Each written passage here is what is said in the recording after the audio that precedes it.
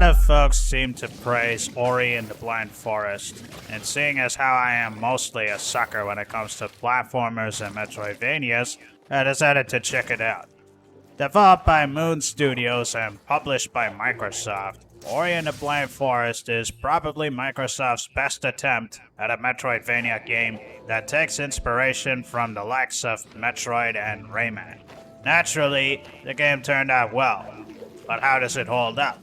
For this review, I'll be looking at the Definitive Edition, which was released a year before the original, as it has some additions that will be covered.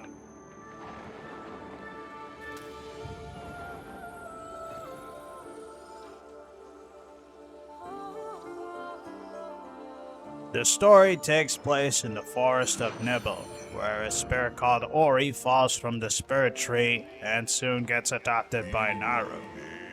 As time passes, the forest withers, and eventually, Naru dies.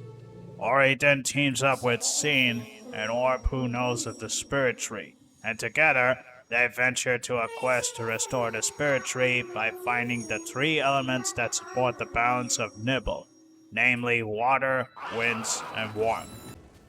The story is quite deep, as you would expect in a Metroidvania game. It has moments that build up tension and remorse, and even though there are not a lot of characters that appear in the entire game, the ones that do show up are interesting enough and capture the story rather well with their own backstories. Perhaps one good feature the definitive version offers is that it explains Naru's origins, as well as newer levels which will be covered up in the gameplay.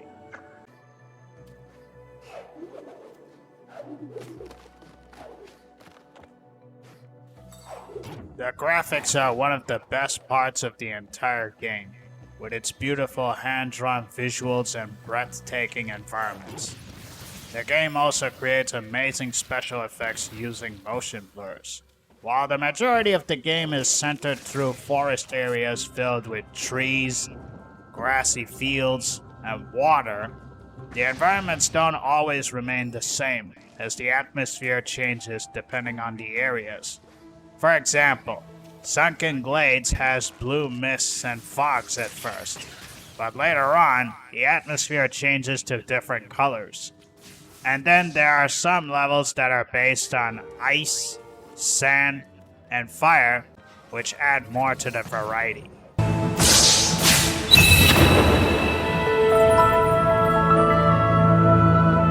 Like the graphics, the soundtrack is excellent. It not only manages to capture the themes of every level, but every song played is relaxing, whether it's peaceful, melancholic, or under tension.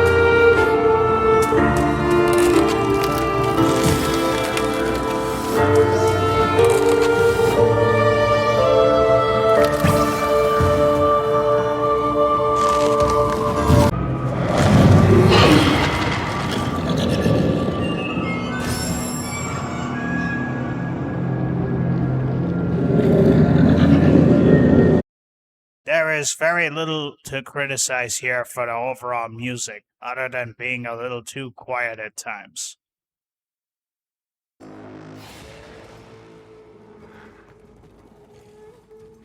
You play as Ori, who starts out being weak and cannot do anything other than running and jumping. Ori himself cannot attack enemies. Instead, Scene does the job by shooting flames at them.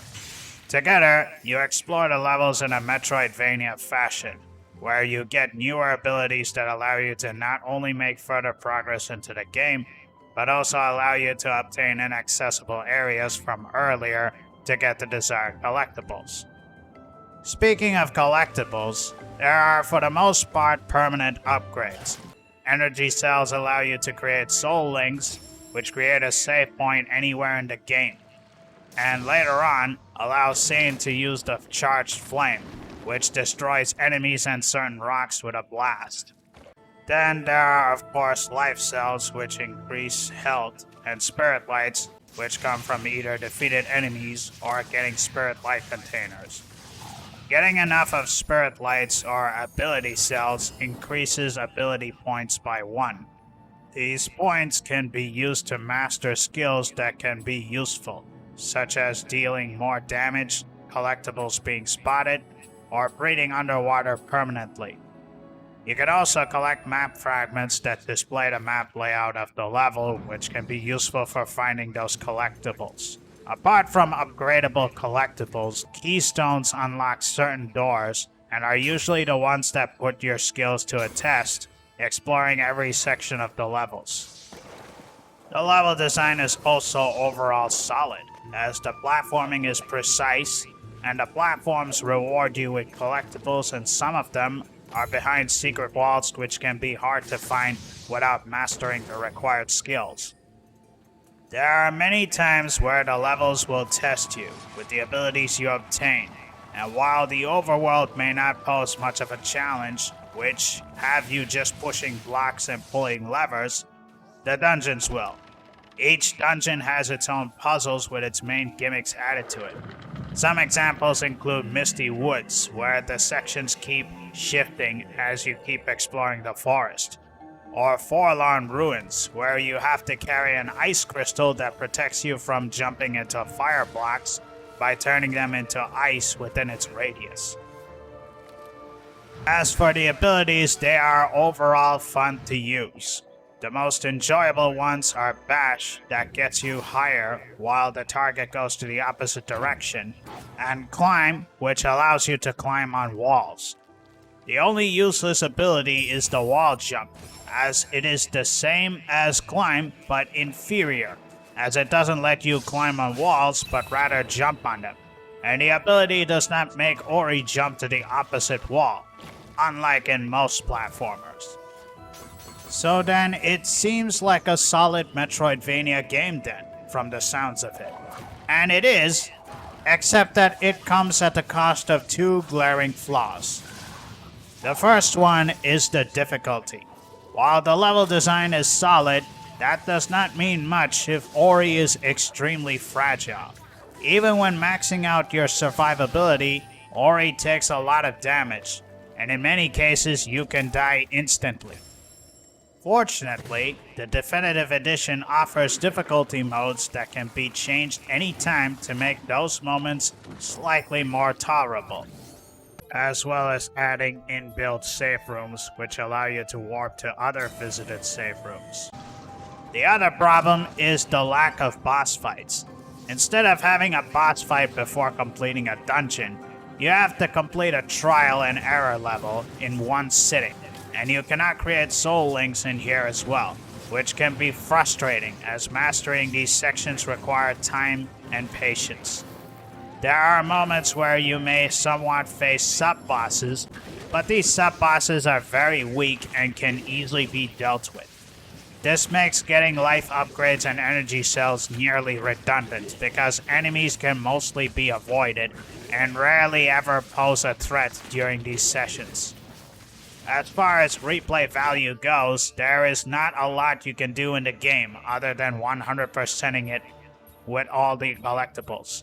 However, the Definitive Edition adds 2 new levels that add a bit more content, as they are unique and play slightly differently than the base game despite it being optional.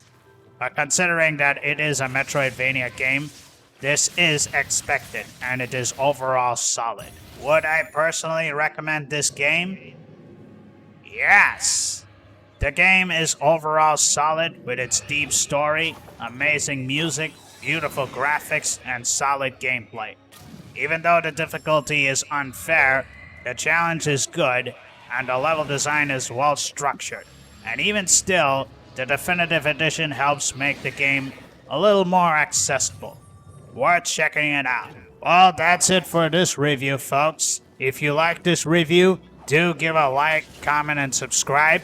And let me know down below in the comments what game you would like me to review, and I'll probably do it. And in the meanwhile, thank you for watching Gaming Roki.